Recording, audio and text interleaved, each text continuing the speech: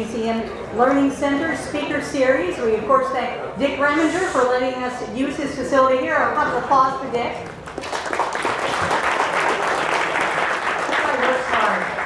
Very hard. A few housekeeping things. Looking ahead to some of our programs, we have Jim Baker. He's going to be here on February 19th, and he's got a fun program for us. But the tour guides won't tell you, so that's a good one. That'll be fun. And some of the stories are a little on the spicy side, so you'll like those. On February 26th, we'll present the history of the Chester Airfield, as it was called. You know what the Chester Airfield is? Miracle Airport. Yeah. And they that was a training school for World War II pilots, so that'll be kind of interesting. How many of you are members? Quite a few. Good. Well, if you're not a member and you paid admission for tonight, you can apply tonight's admission fee to a membership, if you like. Just saying, the option's there. They can take care of you at the back there if you care to do that after the program. The museum continues to operate only through memberships, donations, gift shop sales, and sponsorships, of which tonight we'd like to thank Verd Bowman and Base Rock Materials for sponsoring tonight's program. So let's give Base Rock Materials a hand.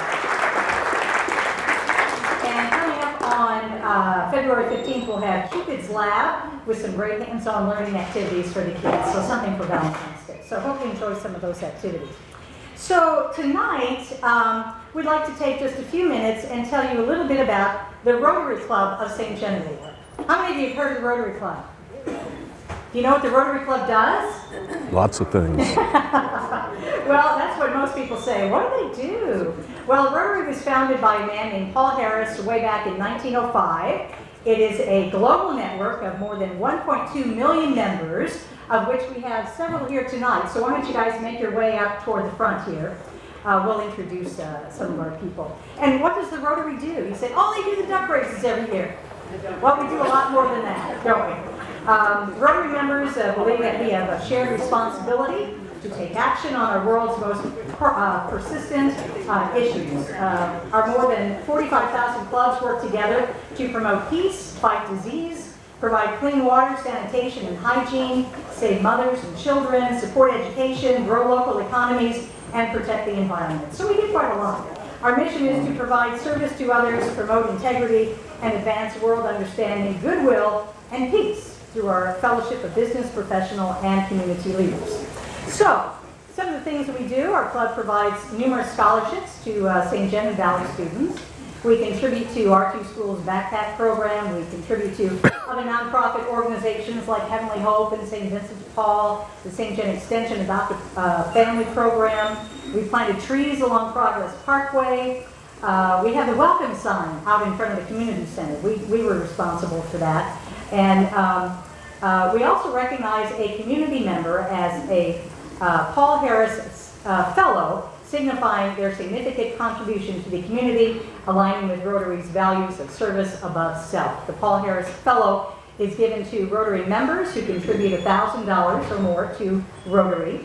It is given to club members who go above and beyond in club service, and like I said, to community members who go above and beyond in service to their community.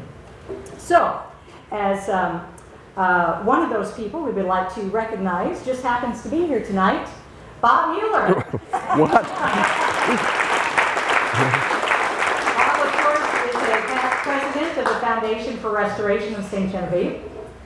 He has served as chairman of the St. Genevieve Tourism Advisory Council and served on the board of the St. Genevieve County Community Foundation. He is a member of the board of directors of the Center for French Colonial Studies. He is a recipient of the State Historical Society's Distinguished Service Award. Mueller is a member of the Executive Committee and assists the Society with strategic planning. As one of St. Genevieve's historians, he searches out the history, genealogy, traditions, food, and cultures of Missouri's oldest settlement. He is a member of the local art guild. He is active in the town's tourism industry and leads tours and gives countless presentations on so many topics. He also does reenactments of the 1780 colonial and Civil War time periods. So quite a collection of things you do. And he's also been instrumental in working with the St. Genevieve Museum Learning Center. We have called on his expertise many a time throughout the years that the museum has been in existence. So, On behalf of the St. Genevieve Rotary Club, we thank you for all of the work you've done for St. Genevieve and recognize your talent in preserving this town's history. Please accept our Paul Harris Fellow recognition. We have a number of our Rotary members in the last, actually too many to introduce. Here is a certificate. We need someone to take a picture. Got a pen, Sarah? Some? Okay, you want to move aside that way a little bit? And you also have a, we also have a pin for you also. Oh.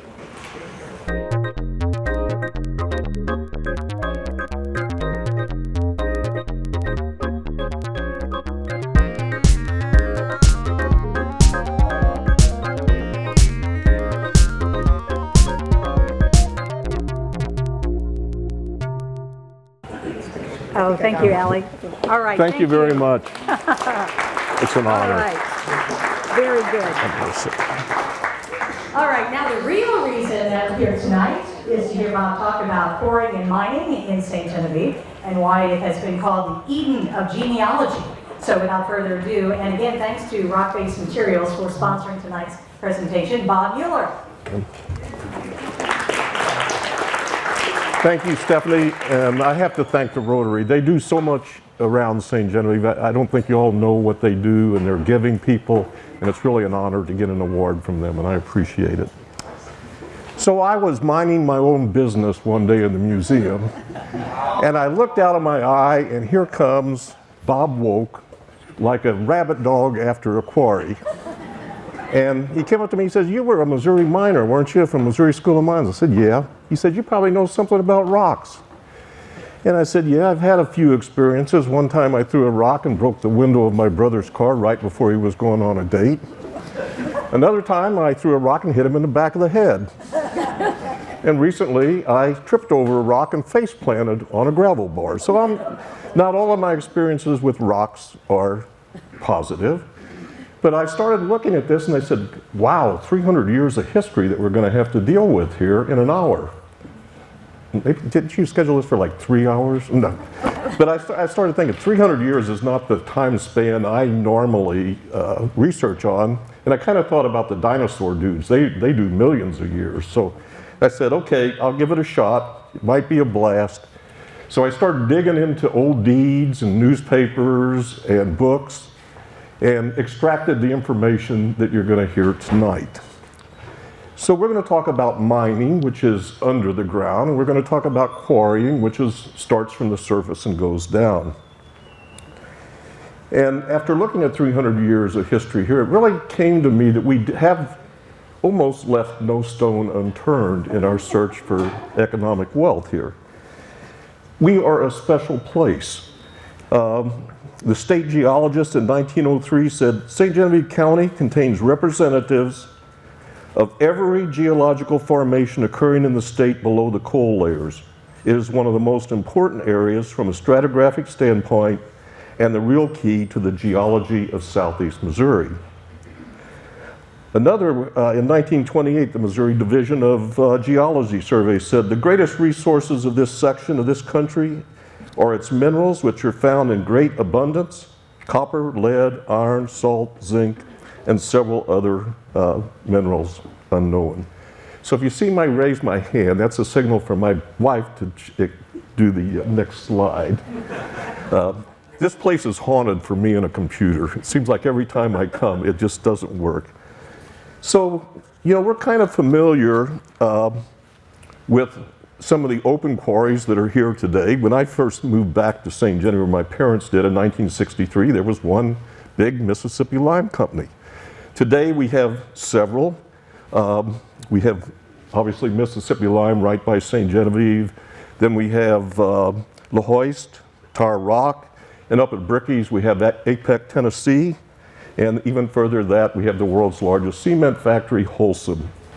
So you're going to see we still have some other smaller quarries that are operating in our town. We have Earthworks out on Eisenbach's Bottom Road, Roth Quarry right off of Highway 61, just down from Breeze Hill. Base Rock Materials, which we heard mentioned, are helping us out tonight. West County Quarry on C Road, and Fisher Brothers Quarry. And there's probably a few more that I don't know about. But one of the things you find when you get into this subject is there are lots of companies and lots of rocks that have been turned over the years.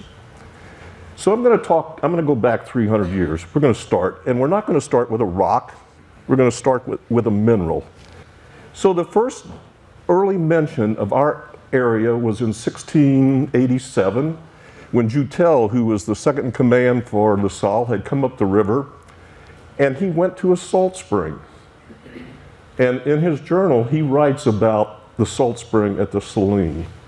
And you can see on the map there, this is one of the earliest maps I have of the area. You can see La Saline, as the French called it. A little bit above that is the Cape of Swallows and the Cape of Grouse, I believe. And way up on you have the Merrimack, which was called the Barbu, which meant catfish. Evidently, there was good catfish fishing in the Merrimack. So the next time we hear about our area is a guy named Deriot d'Artiquette came through in 1720. And he wrote in his journal, which we have, we came to pass the night at the salt spring, which is on the left side of the Mississippi. This is a fountain of salt water, which has its ebbs and flow like the ocean. The habitants use it to make salt, which they make by boiling water in cauldrons till a certain amount has been done. And when this is done, the water crystallizes and it forms a tasty, good salt. And they do that, they go there every year to do that.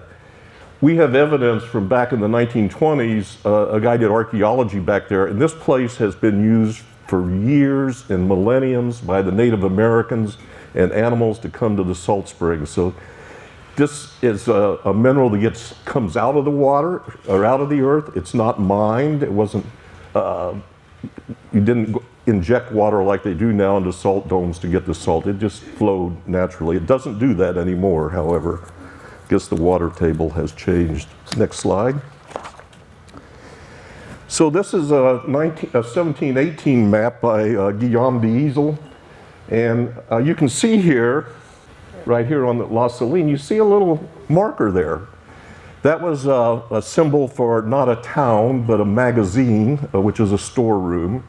And so the people from Kaskaskia and Fort Deschartres would come across the river, make their salt during the salt season, store it in that building, and then go back to do things later. He also talks about, there was even earlier than that, in 1700, there was a French priest, Jacques Gravier, and he wrote in his journal in 1700, we discovered the river Mirgamigo, I can't say that, the Merrimack, where the very rich lead mine is situated 12 or 13 leagues from its mouth.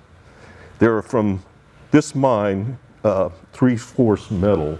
And you can see here, it says the Pas Plain de Mine, it's the mine country.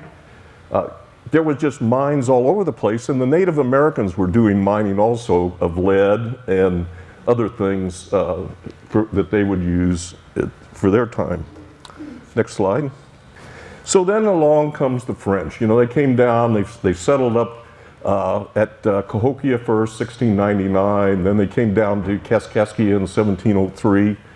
And Fort Deschartres happens about 1722, as did Prairie du Rocher.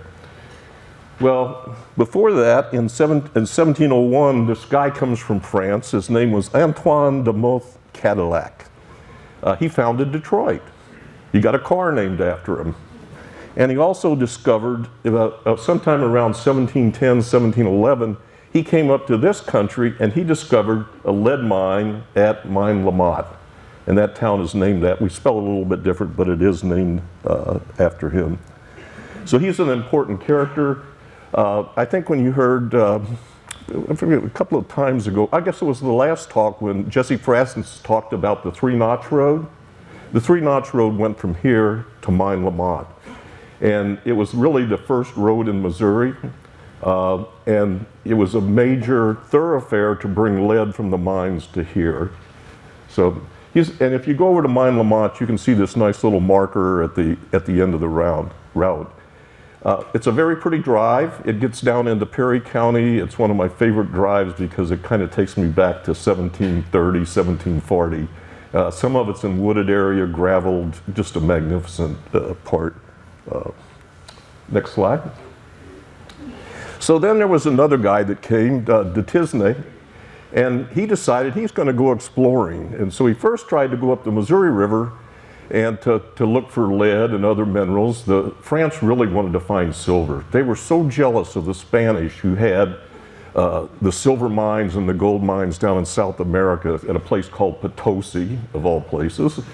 And so they were really trying to use some of the mineral resources of the mid-Mississippi Valley to strengthen their coffers. So they sent Dutisne out, and the first time he went up to Missouri, and the Native Americans stopped him and said, "You can't go any further." So he came back, and he actually, if you can see it here, he starts out on his second voyage, and he starts out from the Saline, and he goes due west, and he gets all the way over to the Osage village on the Osage River. And while he was doing that, he discovers a number of lead mines. And so he's reporting back to the King of France and the people here, "Hey, there's lead there. Let's get the lead out."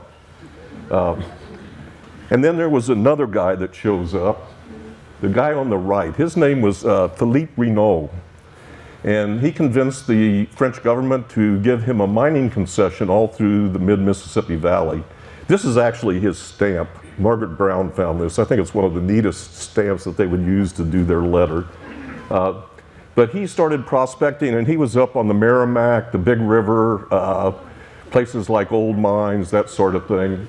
And he was not totally successful. He actually lived on the east side of the river, just north of Fort Deschartres. There's a little town there that was called St. Philippe, named after him.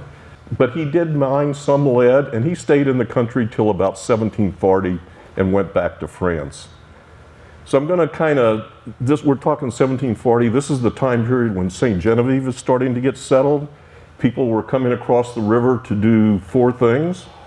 They were here to trap and trade for furs. They were here to mine lead, which they had been doing for years. That was Francois Valley Sr.'s first job, was to go over to mine Lamont and be a lead miner. And the other thing was to make salt. And the fourth was, what became the most important, was the agricultural use of the big field.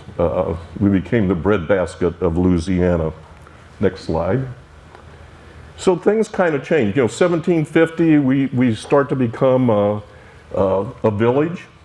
1764, all of a sudden here's St. Louis, New Madrid's a little bit later, Cape Girardeau and St. Charles. So there were really, before we became American, there were 5 districts from the south, and New Madrid went all the way down into present-day Arkansas. Cape Girardeau went to Apple Creek, and we went from Apple Creek to the Merrimack. And above that was St. Genevieve and then St. Charles. So when we became the territory of Missouri in 1812, they kind of defined us almost the same, but we went all the way to the western border of the Louisiana Purchase. So it wasn't just the other end of 32, it was a long area. And then after 1812, the government decided they're going to start splitting us up. And they gave most of the lead mining area to Washington County. And present day Washington County is kind of to the northwest of us. It went all the way down through Madison County. And over the next, 8 years, they farmed Perry County, Jefferson County, Madison County. The last was St. Francis in 1821, and then Reynolds, I think Iron became part of one of ours to begin with. So we're really kind of a mother county. But one of the things we lost in all those county changes was the lead mines, which became very profitable for a lot of people. The other thing that we lost was, even though it was owned by St. Genevieve people, was Iron Mountain over on the other side of Farmington. They thought that was an inexhaustible supply of iron for years. And people from St. Genevieve owned that, and they ended up building the Plank Road in 1852 to move materials from there. Next slide. So I said we kind of lost the lead mines. So we did have a couple of lead mines that operated here in the county. I should say we also lost the red granite to Madison County when those county changes. But so we had two. One of them was called the Avon Mine, and this started about 1848, but it only lasted about 10 years, and it was way down in the southwest part of the county. And again, the 1857 mining magazine said the supply of lead was inexhaustible. Well, it only lasted about 6 years. I wonder if there's still a lot of lead down there that maybe we could get out one of these days. Work resumed in 1872 to 1864. They started building some dressing works and some furnaces down there, but then it was abandoned. That same mining magazine said there was another lead mine way up in the northeast part of the county, up on, it's called the Robbins Lead Mine. Robbins, I don't know if, little sidebar, Prospect K. Robbins was the guy that surveyed the 5th meridian upon which all surveys west of the Mississippi is based, and he's buried in our cemetery, and his son lived right next door to my house, so I kind of like Robbins, but that mine really didn't last very long. So I would say that lead is kind of one of our least economical minerals or rocks that we mine. Next slide. Now we're going to go into another one. You probably all heard of Copper Mine Road. There used to be a copper mine tavern, that sort of thing. Well, this gets back to a number of mines that started after 1863, and they were located pretty much between St. Genevieve and River of Oz and New Offenburg. The ones on the south, they have there was the Grass, the Chicago, and then it became the Cornwall copper mine. And up north, it was called the Swansea and Herzog copper mines. Next slide. These were no small ventures. If you look on the left, you can see the tailings that came out of, I believe that was the Cornwall mine. And the Grass Grifford mine down below also had a lot of tailings. And if you look at the map on the right, this was not surface quarrying, this was mining. They were down 100 feet. And you can see all the caverns that they would dig. They would get in there. It's kind of like coal mining. You're going to follow the veins of the material. And so that was a pretty big deal and pretty extensive. And that finally, the veins just kind of disappeared. These really started, Simon Grass discovered this, and he was about 8 miles southwest of St. Genevieve in 1863. In 1872, Harris and Rozier, one of the things I found in these studies is I needed Dave Weber and all of his people to look at all the deeds, the leases, and everything else. It's amazing how many companies get involved in these mining ventures. But Harris and Rozier started working it, and then in 1876, a Chicago firm, Hitchcock and Wilson, hence the name Chicago Copper Mine, started mining in the hill across from it, and then O.D. Harris bought the property and operated it as the Cornwall copper mine. Leon Jokers, in a little bit later in 1876, discovered more copper 4 miles north of the Cornwall mine and called it the Swansea mine. Swansea is a very famous mine in England, so he wanted to kind of keep that going. He would open it in 1876, 1879, another one close to that called the Herzog Mine opened, and all of this work ended up completed and no more copper mining in 1916. 1913, the Chicago side, they built a small road to connect the mine to the Missouri-Illinois Railroad at a point west of Zell Station. Anybody know where Zell Station is? If you go to the junction of A and the Limekiln Road, the railroad tracks are right there. That's where Zell Station was. When you came from St. Louis, you came to Bloomsdale, And then you went to Zell and you came in the Limekiln Road. It wasn't until the 1930s, 40s that they completed the part between Bloomsdale and St. Genevieve. So that was one of the stops on the railroad that went over to Bismarck. One of the things they discovered when they were doing copper is they discovered a little silver. Not a lot. Down at Mine Lamont, sometimes they'd get like 6.6 ounces per 100,000 tons of ore, but I guess it was worth it when they really got it.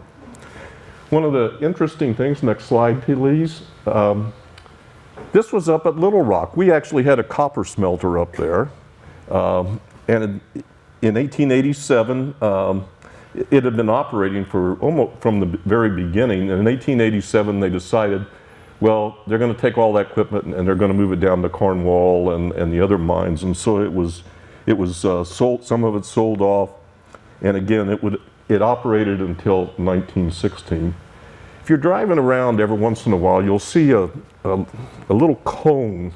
Some people have them by their driveways and stuff like that. I had a guy one time stop and said, "Oh, that's from a colonial pottery, how they did it." Well, it really isn't. It was really the plug on the bottom of a copper smelter, and it's kind of glass-like. It took a while to find that one. Next slide. So we're off of copper, 1916. We're going to kind of backtrack a little bit till we get to really our most the metal or the mineral that gives us our most economy, and that's lime and limestone. You would not believe how many layers of limestone we have in this county. I think there's 25 separate stratigraphic levels here in St. Genevieve, and that's why this is such an unusual county. The Cliff Lime Works, this first notice, it was an ad in 1867. Sawgrain was an old name. I think his father or grandfather was involved with developing Fort Deschart. And the second one is from 1870. One of the things I discovered, my mother was raised just north of Little Rock up on the bluffs, and when I started looking at the deeds, it was called the Limekiln Farm. And evidently back in the 1860s, 1870s, there was a lime kiln north of Little Rock. So this kind of went away, and next slide please. Then we started developing lime manufacturing out what used to be the old lime kiln road, the old plank road. The plank road went right through Mississippi Line till about 1970. And then it came in Market Street. Well, if you go past Mississippi Line just a little bit, there was a place called the Mosher Lime Company. And for many years, there was an old style lime kiln, this one on the right, that was located out there that was made of stone and wood and that sort of thing. And then there was another gentleman that had a farm out there, Jules Boyer, and he started mining or quarrying limestone and making lime out of it in a furnace like the old style. To make lime, it's calcium carbonate, and you heat it up and you get the carbon dioxide coming off, and then you get calcium oxide, which is quicklime. So that was kind of the early start of limestone quarrying, mining here really close to St. Genevieve. The Jules Boyer Lime Company was bought out by his two sons. I think we lost our... in 1897, and in 1899, the Petrican brothers would lease the Boyer Lime Company. Ferdinand Mosher, he had started his about 1854, and he was still erecting new kilns in 1874 and 1892. So then I'm going to, next slide, I'm going to move a little further north. In 1905, a guy named Rombauer was a major stockholder in this Cliffdale Lime Company up at Bricky's. Anybody recognize the Rombauer name? There was his daughter, Irma, excuse me, wrote the cookbook, Joy of Cooking. and they had a summer home up near Bricky's. Cliffdale Lime Company went bankrupt. Oh, this was also called Karen's Quarry at various times, and it's really complicated because there's really two pieces of land, and Cliffdale's involved in both of them, and Karen is involved with both of them, but it went on. One of the things that was interesting up there, you can see these are pictures of the Cliffdale. So you have these steel kilns, but here it's kind of a hybrid. You still have some of those old stone, or one of those old stone kilns that was used by Mosher and Boyer. And here's another view here. You can see that they're quarrying rock. Most of these companies started out quarrying on the surface, but then they'd get to the bottom of the vein of the kind of limestone they'd wanted. And so then they would start going underground, making caves to get it. So next slide. So we're kind of moving back south to that Mosher Boyer area. Petrican Lime began operation in 1894, about 2 miles north of town on the farm of his father. And 10 years later, they would sell the company to another lime company called Western Lime Company, and we'll talk about that one in a minute. So now we're starting after 1900, we're starting to get into the heyday of lime manufacturing here in the valley just west of town. The first one was the big one, was called the Peerless White Lime Company, started in October of 1907, and it was opposite the Boyer lime property that was existing at the time. As I mentioned, they were first doing quarrying on the surface, and in 1922 they were going underground, and you can see what the kind of underground mine they were doing. I think if you got a chance to go into Mississippi Lime, you would see a much different limestone configuration. Big pillars, maybe 100-foot ceiling, or maybe not 100, but huge compared to what this was. Eventually, St. Genevieve Lime and Quarry Company purchased Peerless. And then later on in 1947, a company called Mississippi Lime Company would buy the Peerless Lime Company. And many of you recognize that long row of about 20 kilns. I spent the most fearful evening or night of my life on top of there in an ice storm, trying to dump rock into kilns that were 2,800 degrees, but it's since been torn down. Next slide, please. The next one was, I had mentioned St. Genevieve Lime and Quarry Company. It was incorporated in 1902. Again, we're right after the turn of the century. These companies are starting to come in. Most of the investors were not local investors. These were St. Louis guys, Chicago guys coming in to make money off our rock.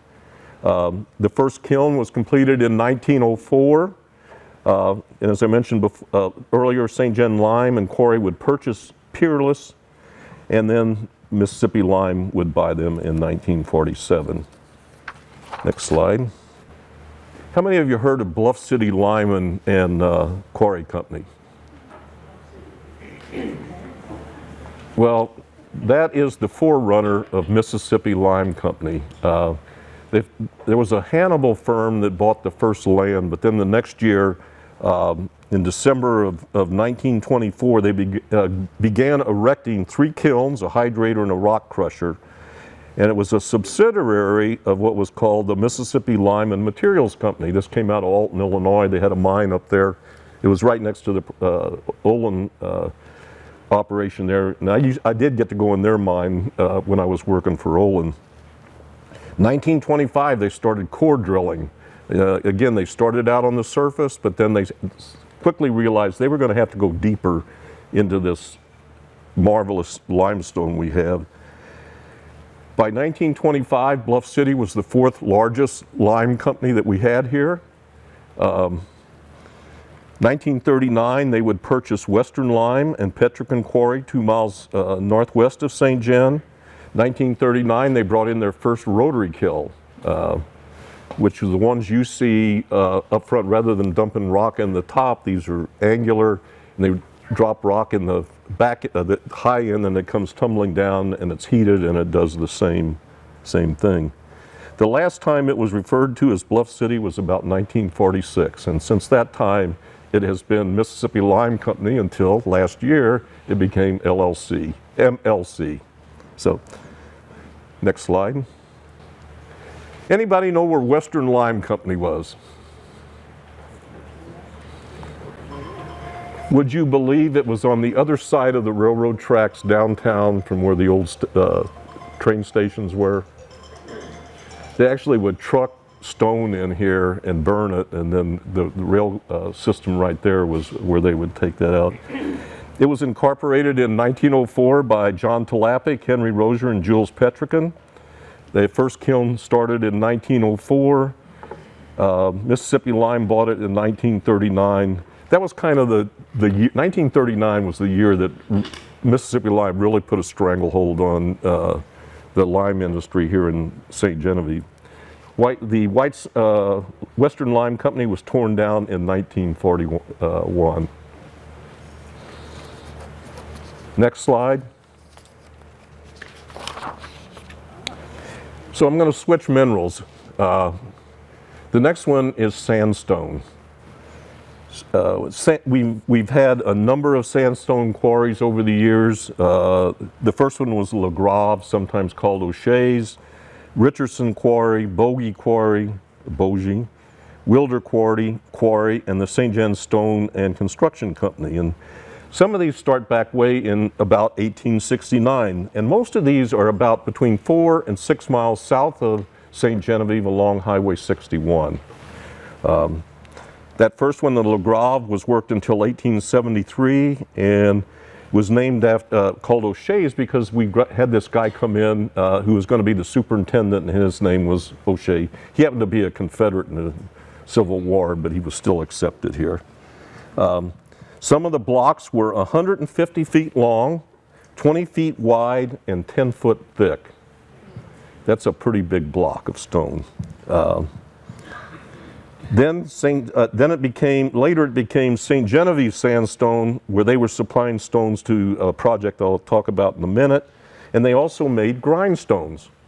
When Carl Kinski and Susie Johnson moved into their house down there, the Reich House, they discovered grindstones in the backyard. And Carl asked me, why do I have grindstones? Well, when one of these quarries, when it was operating, that was one of the things they made was grindstones to, those old wheels that people would sharpen their axe on. The Richardson Quarry came a little bit later. They employed between 400 and 500 men. These were not small operations. The Bogie Quarry was 300 to 400 men. And the Wilder Quarry was just a little bit north of that. One of the things, we were in a kind of a railroad frenzy before 1900, and there was a railroad, I think it was called the Centralia and Chester Railroad, and they wanted to build from Little Rock to St. Genevieve and from St. Mary's, but they wanted to run this thing right by the sandstone quarries, and then they also wanted to run it out to the marble quarries that we'll talk about in a minute. But after the kind of the big to do about sandstone, we quit quarrying it, and in 1910 they were looking for a place to put a state penitentiary, and good old St. Genevieve said, put it here, we'll put them to work quarrying sandstone. And it didn't go here, I think it went to Cape. Then in 1905, another company came along called the St. Genevieve Stone and Construction Company, and they did make a small spur to the Frisco Railroad, and they didn't last that long, but some of the stones that they took over, they would actually take them up to Little Rock, put them on a ferry, take them down to Chester, and they built this big incline to get them up so that they could ship them by rail in, because we didn't have rail here. And one time, one of them slipped off. It was like 10,000-pound block of sandstone, and I don't think they ever raised that. But this is one of this stone in St. James is one of the unique things because of where it was used. Next slide. Our stone was actually used in the Eads Bridge. If you look on the left, you see all those arches. Well, on the bottom of those arches is Missouri red granite. And on top of the arches is St. Genevieve sandstone. One of the things they found that this stone, they did compression tests on it, and it was stronger than the granite. The only problem is it doesn't weather very well. But it's still there. If you go up there on the downtown riverfront in St. Louis, you'll see St. Genevieve sandstone. Next slide. Our stone was also used in the Iowa State House. This happened in Des Moines. This was about 1880. We furnished 130,345 and 1/12 cubic feet, for which we were paid $147,289. Now there's one of the reasons I think we have this is, remember there's a guy named Henry Dodge that was here for a lot of years, and he had a son named Augustus Caesar Dodge that married one of the Hurdig girls, and he becomes one of the first senators from Iowa. So that family, the Dodge family, is well known up there, and he never forgot his roots. And so when it was time to build the Capitol building, it was built out of St. Genevieve sandstone. Next slide. Our sandstone was also used in St. Louis in 3 buildings. One was called the Life Insurance, St. Louis Mutual Life Insurance Building, built in 1872, located on 6th and Locust, and it cost $700,000 to build. There were 25 statues around the top, also made from sandstone. They were later removed, except for 2 of them are in an architectural museum someplace. And I don't know what all of the 25 represented. That would be a neat study. But this building was torn down in 1956. The one in the center is called the McLean Tower, built in 1874, and it was on 4th and Market downtown. McLean was a pharmaceutical company. That building is really 3 separate buildings. There was an office building, there was the tower, and then like grocery stores and other businesses. But that too didn't last very long. 1874, 1901, that building's gone. St. Louis is on the rise. They're expanding. The last one on the right is called the Singer Sewing Machine Building, and it was at 411 Locust downtown. It was built in the early 1870s, and it was torn down in 1968. So if you ever get an invitation to the Federal Reserve Building in St. Louis, you're going to be on the property of the Singer Sewing Machine Company. They had, their headquarters was in New York City. It was one of the highest skyscrapers. It was one of the first high skyscrapers that was ever torn down and demolished. So next slide, please. So we have some local uses of sandstone. One of them is curbing. You can see on the one up on the left, that's an old, about 1895 look at Merchant Street. That's not my house, my house is the one behind it in the trees. Jim Baker and I discovered this photo up in Mercantile Library. It was one of those eureka moments, and started looking at it, and you can see that there was curbing all the way up Market Street made out of this sandstone. We have one street that still has it. It's 2nd Street between Jefferson and Market.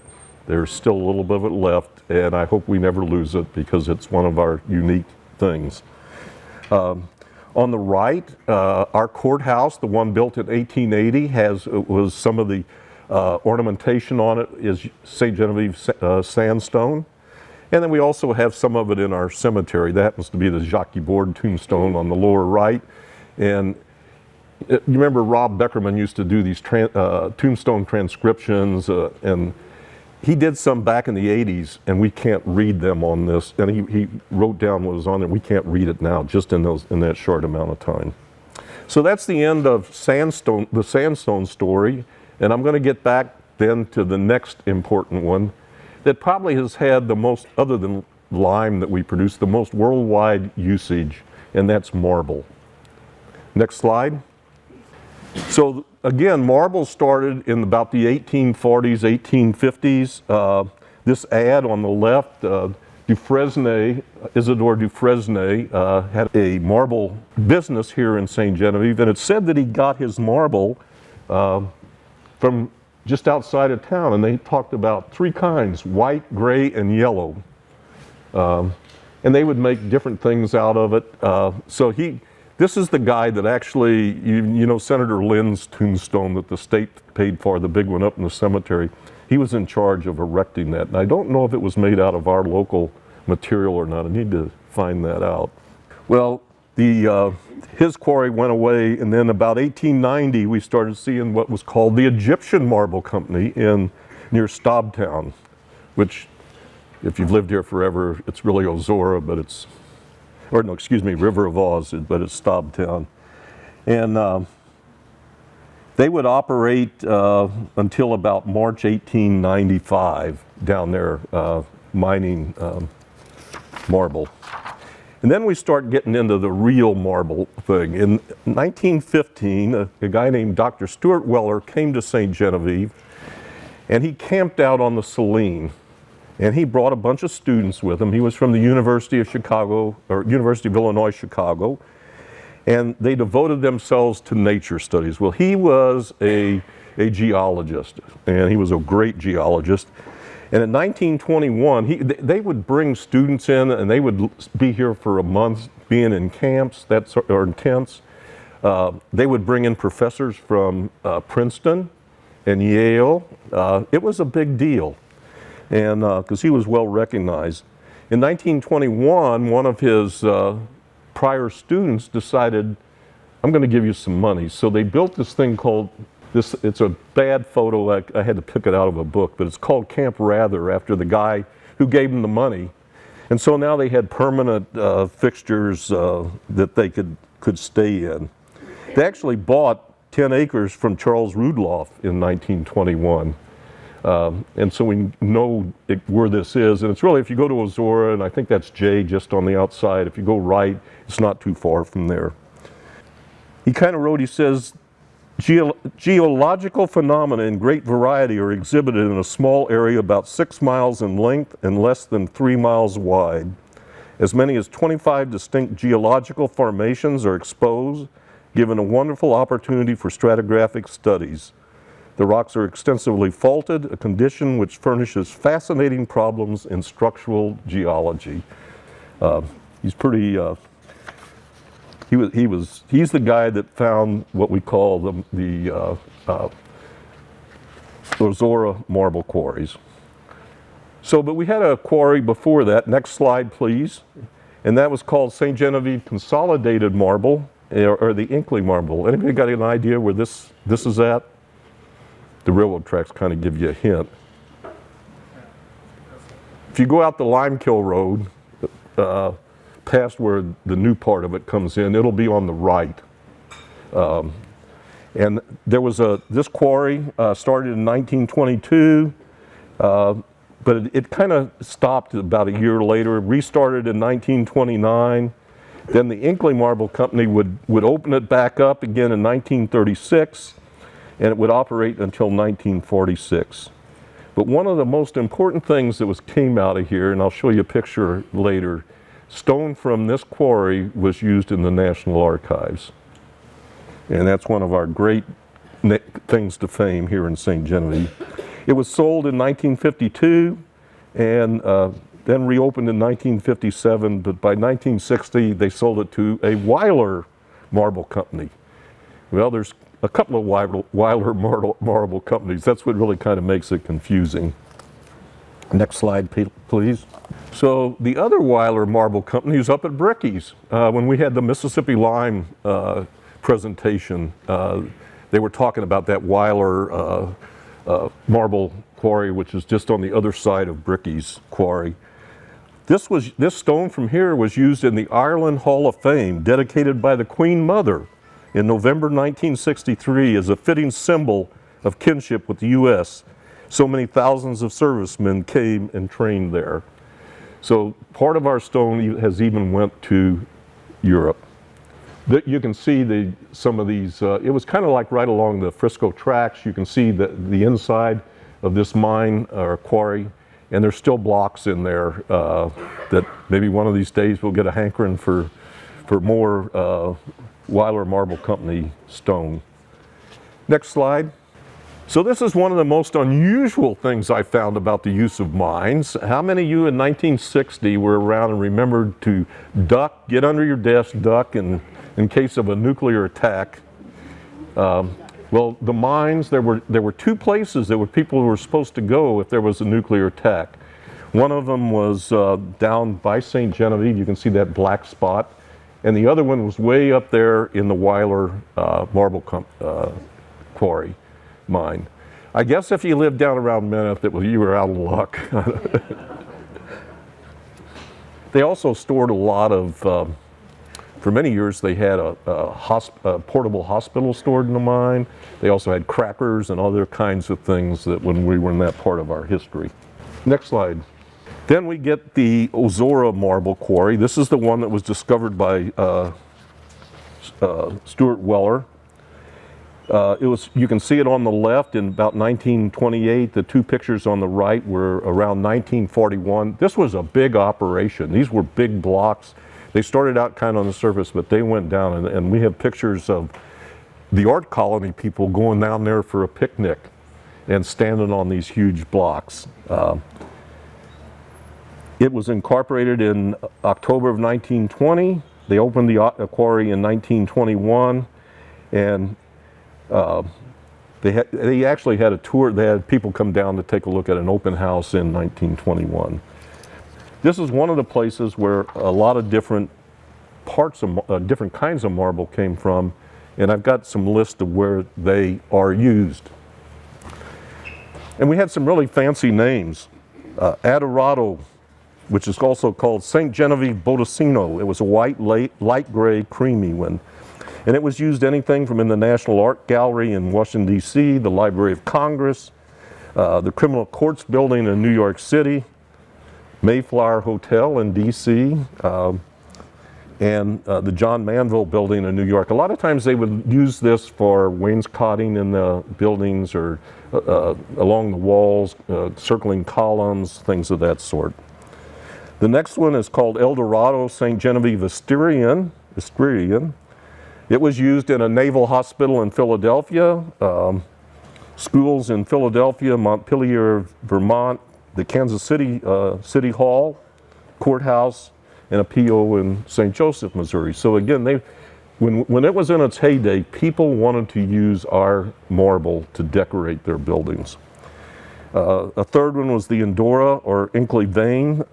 It was used in the Dallas Airport Terminal and the Hall of Music at Indiana University. The last one on this page was not used very much. It was called Gradorado, and it was a brownish gray with dark colors, so that's why people didn't use it. The only place I found was in the Hall of Music at Indiana University. Next slide. So here's the two most popular that I found where they would use it. One was called St. Genevieve Rose. It was a rose color, sometimes pink, sometimes had deep red, and sometimes even had a little green in it. It was used in Kiel Auditorium in St. Louis. A lot of us remember that building. The Soldiers Memorial, which is still downtown. I think it's off Locust. The Austin, Texas Courthouse, the California Edison Building, the Federal Building in Jackson, Mississippi, and the State Office Building in Jefferson City. So the last one, which was really the one used the most, is called St. Genevieve Gold Vein. It was light to medium gray with buff to tan veining. It was used in city halls, courthouses, Department of Commerce in District of Columbia. Here's one, Lincoln's Tomb in Springfield has a little St. Genevieve marble in it. The Cathedral in St. Louis, the new one. Saks Fifth Avenue in New York City. It actually got, Saks Fifth Avenue, when it was built, got an award for its architectural merit. And St. Genevieve stone was mentioned in that. The new Washington Theater, Fort Knox Veteran Hospital, St. Louis Civil Courts Building, and the Federal Court Building. So, and the other place is the Peabody Hotel in Memphis. Anybody ever been to the Peabody? Yeah. What are they famous for? Ducks, yeah. So maybe they're ducking right over our marble, I don't know. Next slide, please. So if you want to see some St. Genevieve marble, just go to our 24-hour open art gallery called the St. Genevieve Post Office, and you can see the beautiful painting by Martil of the La Guillenée, and also the wainscoting is St. Genevieve marble. And if you, next slide, please. It's also out at the Missouri Museum of Geology. A friend of one of my college classmates, Jim Krylake's family donated this stone. It's the white part up on the top when they were opening that museum. So it's we just went through that museum not too long ago. So it's a very, if you like rocks, it's a good place to go. Next slide. So kind of getting back to this, I always said that in 1780 we sent soldiers up to, or militiamen up to St. Louis for the Battle of Fort San Carlos to protect the revolutionary Americans, and we also now still protect the Constitution, the Declaration of Independence, the Bill of Rights. This all happened back in the 30s, so that stone that is protecting those precious documents came from 7 miles south of here. And when they went to redo it not too long ago, they were looking for stone, and we have some stone still, but they ended up finding some down in Tennessee where a building had been scheduled to be built, but they didn't use it all, so they used that stone. But it's still St. Genevieve marble. So that's kind of the last of the big three: copper, limestone, and sandstone and marble. Next slide. So then we have something called white sand and St. Peter's sand, and this is it's a type of sandstone. It's very uniform, round. It's used a lot in fracking now, but it was used very much for making glass. Some of this got sent to, a lot of it got sent to Pittsburgh. And I have to tell you, 100 years ago, they were looking to put a Pittsburgh plate glass facility out at Miller Switch to use the sandstone out, or the St. Peter's stand out there. It's a big belt. It goes all the way from Festus all the way down through the North County and then down to River of Oz. By the time you get to River of Oz, it's not really a quality sand, but it was an important sand even back then. We some of it, we had a thing called White Sand Cave. I'm not sure where it's at. I put it on the map because it kind of gave a general idea. It didn't give a section on it. But the white sand in that cave was 25 feet deep. And again, a lot of that was used in Pittsburgh. We even had a landing on the river right here called White Sand Landing. And there was some sand quarries near there. It's a place where the railroad would stop and they would load up some of this sand. The other ones were about 7.5 miles from St. Genevieve on the Potosi Road. Here the layer was again about 25 foot thick, and it was mentioned as early as 1855. So the use of this silicate sand, St. Peter's sand, has been around for a long time. One of the places you can see it is you just get north of Bloomsdale exit. If you look off to the right on the bluff, you can see a vein of white sand there. The Kaufman is a little bit kind of south west of St. Genevieve, and it never really got developed into a big operation. Next slide. So getting away from white sand, I'm going to just go to stone. One of the things we had here was a government quarry just north of St. Genevieve, up north of Little Rock. It started in 1892. They leased land from Andrew Wilder and my great-grandfather Herman Weber, and started moving the bluff back. I'd always wondered why it was called Little Rock. There's not a rock like Tar Rock there. One of the things, that name Little Rock goes back to the colonial days. I see references to Petite Rocher, the Little Rock. And I always have heard that the Corps of Engineers dynamited it, and they've never been able to answer that question. But I think what really happened is they demolished it as they took that bluff back to make this stone, this government quarry. In 1904, it was the largest quarry in the state, and it was used to make riprap stone for up and down the Mississippi River. You can see on the right, the government actually had boarding houses up there, bunk houses. It was a big operation. 280 men were employed there, and if you got board, room and board, you got $1.12 an hour, and if without board, it was $1.64. So next slide. So we have a number of other stone suppliers that work to supply stone for various things. And now we're getting back up there into brickies. And in the space of about 10 or 12 years, we had Cliffdale leasing to Rozier, Cliffdale leasing to Caron, and then it gets sold back to Cliffdale, then it goes to Morrison Valley, and eventually to something called Arrowhead Manufacturing. It is just a mess. One day I saw, I think it was Rozier Quarry, signed it over to Theodore Caron, and the next day he signed it over to Cliffdale Manufacturing. This is where you really need to have an abstract person to try to figure all of this out. By 1929, Caron had sued all of these people, and he got a judgment where it was his, and then it eventually became Caron Quarry. And later it became St. Louis Lime and Cement Company. It is a mess trying to figure all of this out. Then we have the Southeast Missouri Quarries Company. That was 4 miles north of town, kind of up there towards where the sand depot was. It was supposed to be the stone that was to be provided for the rebuilding of the Missouri State Capitol. The architect wanted to use St. Genevieve stone when the Capitol had burnt in 1914, and when they started to rebuild it, he wanted to come here and get the stone. Well, Carthage won out politically, so we have a little stone in the state capitol, but not what we should. We also had a county quarry from 1900 to 1904 that was located just about a mile south of town, and they would use that in road building. And then later there was a company called Arnold Stone. It started down in Neely's Landing in Perry County. And then about 1919 came up here and was mining or quarrying just north of the government quarry on Herman Weber's land. And that ended about 1931. Next slide, please. Sand.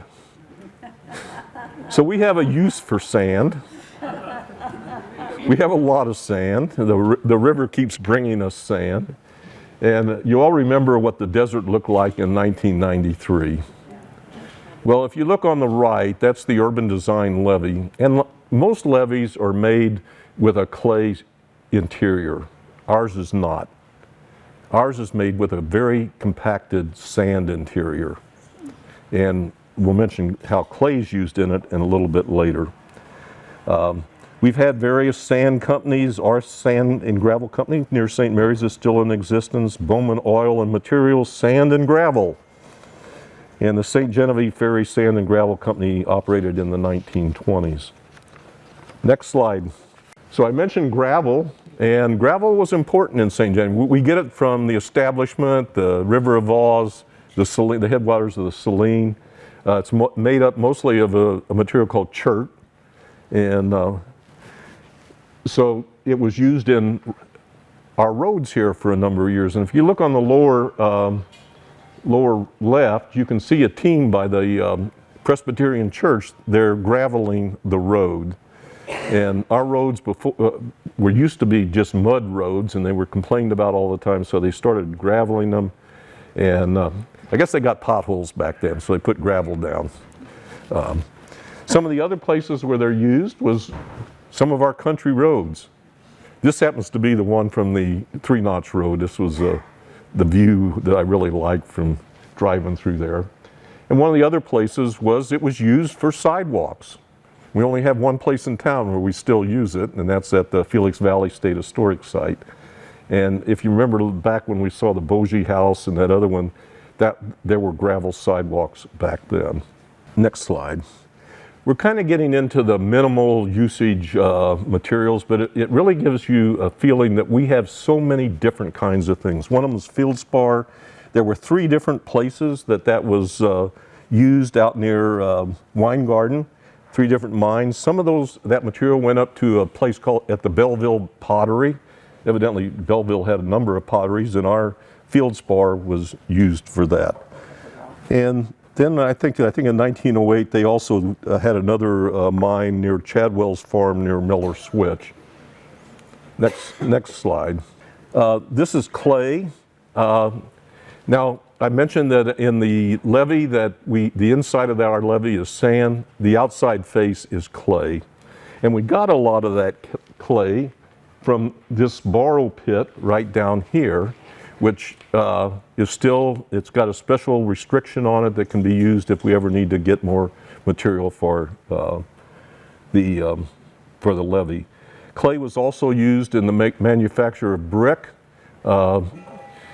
We had 2 brickyards here in 1806. I don't know exactly where they were located, but by 1900 or 1880, we had a big brickyard out on 3rd Street where Dunsey Construction is. William Palmer made over 600,000 bricks for our church of St. Genevieve. And then around the turn of the century, Ream and Rottler took it over, and eventually it was just Ream. Next slide. So this one kind of surprised me, that we had onyx mines in St. Genevieve County. It was called Mexican onyx. It's got some impurities in it, such as iron oxide. Could usually be brown to pink to red stains. It takes a fine polish. And we found a mine, I think Nick Joggerst actually was the guy that had some of the onyx being mined on his farm. It's called the Pinery near the Jonka Creek.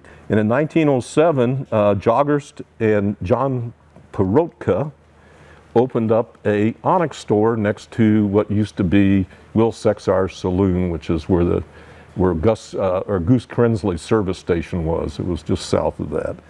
So it didn't last very long. I think a little bit later, another guy found some out near Weingarten, but it never took off as one of our money-making materials.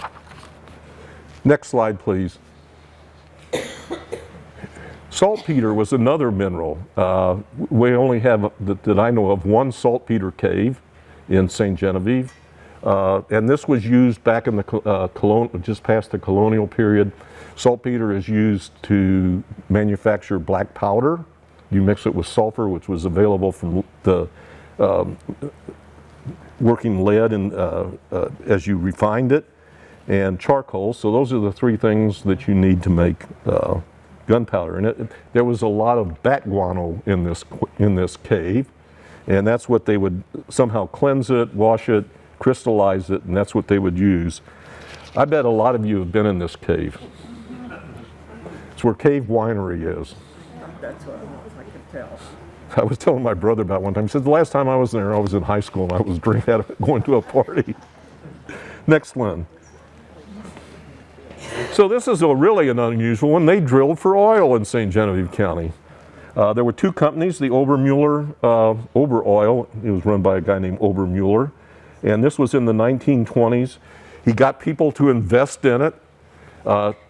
They'd run out of money, they'd bring more equipment in, they'd run out of money, and by 3 years later, it closed down. And they drilled to over 1,000 feet and never got oil. Then the Ross Oil Company farmed it in 1922, and they were trying to get gas and oil, and that did not succeed. So we've had some successes and we've had some failures. We had 1 zinc mine called the Drury Zinc Mine. That was about 1890, and it was about 4 miles from Bloomsdale. And then we had an unusual thing happen in 1949. Charlie Busson, whose house I live in, had a quarry north of town, and he found uranium. He had a little sample, they sent it off, made the Geiger counters go wacky. And then everybody around town was trying to go find more uranium because the Atomic Energy Commission was offering $10,000 for the first person that could discover a batch of uranium, you could get 20 tons and get 20% uranium out of it. This is when we were really trying to build up for the Cold War. Next slide, please. I'm about done, so it gives you hope. This is another one that is not a mine or a quarry, but I found it kind of interesting. It was called the Challibeat Springs, and this happened around 1807, 1808, and it went to at least 1817. And this was south of town here. This was a spring that these mineral waters would come out of, and it would have iron. And it was very popular. It was supposed to improve your health if you went down there. So he built some, this was William James, he was a judge, and he built some buildings that people could stay in. He built an arbor where you could dance under and everything. Well, in 1811, Pierre Menard and Arthur Schrader came down there. No, it wasn't Pierre Menard, it was Governor Edwards of Illinois came. And Governor Edwards weighed about 300 pounds and Arthur Schrader weighed about 200 pounds. And they made a bet who could drink the most water in a given point of time, period of time. So they started and they were drinking and drinking and drinking. Finally, they'd had enough and they got sick and couldn't go any further. One guy said they were spouting like whales. And said that after that, things kind of tapered off for that operation. There was a second Challibeat Spring out west of town too. It never developed into a resort or anything like that. Next slide. So stone has made us money. It's also given us a lot of names. Little Rock, White Sands Road, Quarrytown School, Copper Mine Road, Limekiln Road, Stony Point School, Rock Spring School, Rocky Ridge was one that came out. Saline Creek, Baptist Church, Road, Salt Point, Post Office. We had a post office there 4 miles north of town. Stone Church Cemetery. 28, he wrote this 360 plus page book on the geology of St. Genevieve County. Some of it's very technical, but this was a source of a lot of my information. You can actually find this book on Google Books. So if you want to get a little more techie in terms of Rock of St. Genevieve. You can download it for free from the Missouri Geologic Survey website. Yep, and as you can from Google Books too. So it's a great thing that he did. I mean, he did a lot for St. Genevieve with this stuff with the marble. Actually, I forgot to mention there was a couple of iron locations. You know, Iron Mountain was supposed to be the grandfather of them all. They were called the Iron Banks, and they tended to be down towards Mineth and Kaufman, down in that area. So last slide is, I hope you have learned that St. Genevieve County is truly an Eden for the geologists. It's a marvelous place to live. It's been a marvelous place to explore on the surface and to explore under the ground. Thank you.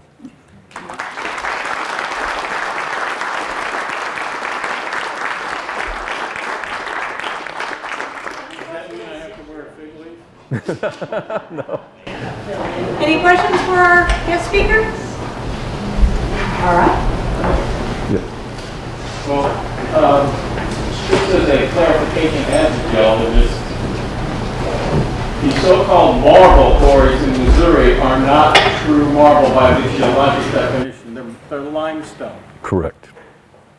Yeah, in fact, I think one of them you can see fossils in when they polished it. But he is correct. We do call it marble, but it is limestone. What they were calling onyx, is that travertine? I'm not sure. They called it Mexican onyx, which I'm not a geologist. You heard about my interaction with rocks. The sandstone that was used for building stone and a lot of the ones to the side. Do you happen to know what sandstone formation that was? Zachary, trying to remember, it's not Lamont, it's the other one that's here. Pardon? Rubidoux? No, it's not Rubidoux. It begins with an S. It's in when you look up Lamont sandstone in that 1928 thing, it's right above Lamont. Something like that.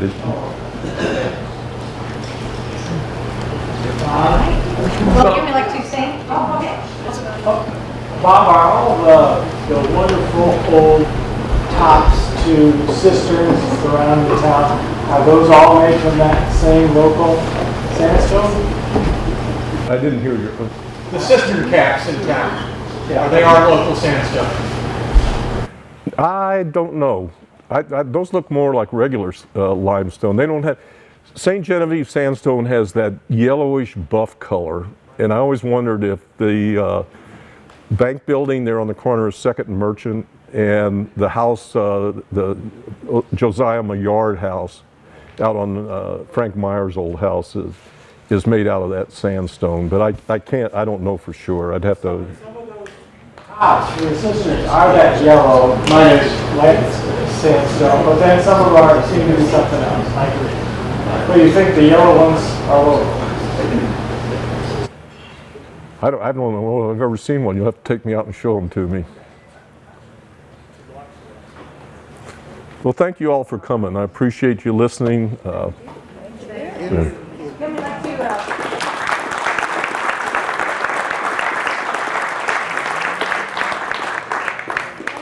Sponsor of Base Rock Materials, Ron Bowman, and of course Dick Reminger for allowing us to use this facility.